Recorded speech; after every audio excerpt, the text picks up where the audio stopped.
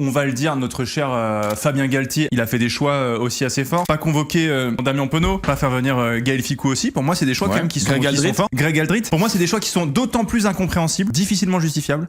Quand tu décides de les convoquer quand même pour la tournée, notamment face à l'Afrique du Sud, où je suis en mode, t'aurais déjà pu commencer à faire tourner à ce moment-là. En fait, j'entends complètement. T'es à 1 an et demi de la Coupe du Monde, tu sais que t'auras des pétés, tu sais que t'auras besoin de faire appel à un groupe de joueurs élargi parce qu'à chaque fois on se retrouve bloqué parce que il nous manque un tel, il nous manque un tel. Donc il faut concerner plus de monde. Ça, je suis d'accord. Par contre, je comprends pas pourquoi tu l'as pas déjà fait. Du coup, face à la tournée dans des matchs importants. Si je peux mettre un contre-kem ça, il a essayé de le faire. Sauf que Guillard, qui jouait 8, rappelle-toi qu'en Afrique du Sud, c'est pas Aldrit, c'est Guillard qui joue 8. Et Guillard se fait l'acromioclaviculaire et sort à la mi-temps. Donc il rappelle après Aldrit. Ficou, je crois. C'est vrai qu'il y a Moef qui est blessé aussi. Je crois que Moefana était pas là, donc il met Ficou. Et Atisobé n'est pas disponible. Or, moi, les échos que j'avais en interne au niveau de la Fédé, c'est que Atisobé aurait été titulaire contre l'Australie à la place de Penaud s'il avait été disponible. Donc en fait, cette idée-là ne tombe pas du chapeau là maintenant. Elle était déjà germée et je pense qu'il se dit, il me faut 3 titulaires à chaque poste. Il a dit, on change de braquet. Donc au moins il l'a dit, c'est clair pour tout le monde. Pendant mon premier mandat, j'ai voulu mettre une ossature, caper des mecs. Aujourd'hui, on est à 2 ans de la Coupe du Monde. Si tu veux caper des mecs, si tu veux agrandir, on va dire, ton cheptel d'excellents joueurs, c'est maintenant que tu dois le faire dans une compétition prestigieuse. C'est là qu'ils vont avoir la pression, c'est là qu'ils vont devoir se montrer. Parce qu'en Coupe du Monde, en Australie, si